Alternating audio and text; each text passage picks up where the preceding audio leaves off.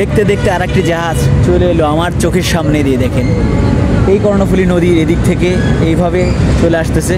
এভাবে প্রতিনিয়ত প্রতিদিন অনেক জাহাজ ঢুকতেছে। এভাবে বাংলাদেশের এখন বন্দর অন্যরকম মনোরম পরিবেশ। ঢোকার সাথে সাথে গাড়ি আপনার জাহাজগুলি লোড আনলোড হয়ে যাচ্ছে।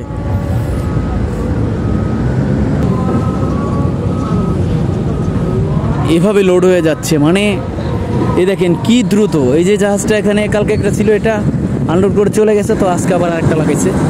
3 ক্যারেন একসাথে কাজ চলতেছে। ওই যে ক্যারেন টু ক্যারেন কি সুন্দর করে মালগুলি নামিয়ে ফেলতেছে চোখের পলকে। এই যে আরেকটা জাহাজ চলে আসছে, কন্টেনার, অনেক কন্টেনার, হাজার হাজার কন্টেনার নিয়ে ওরা চলে আসে।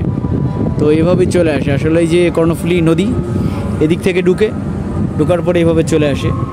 ক্যারেনের কোনো শেষ নেই, প্রচণ্ড জাহাজ, বন্দরের ভিতরে হাজার হাজার ক্যারেন, সুন্দর মনোরম পরিবেশ, সাথে সাথে আনলোড হয়ে যাচ্ছে। আগে এরকম সুন্দর পদ্ধতি ছিল না।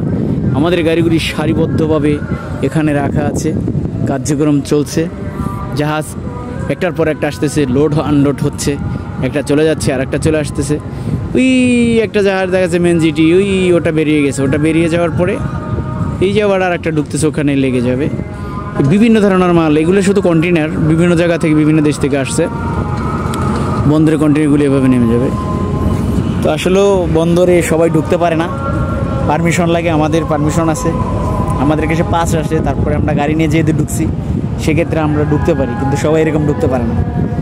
কি সুন্দর নদীর পাশে জাহাজের উপরে দাঁড়িয়ে আছে, সেই রকম সুন্দর দৃশ্যটা অন্যরকম।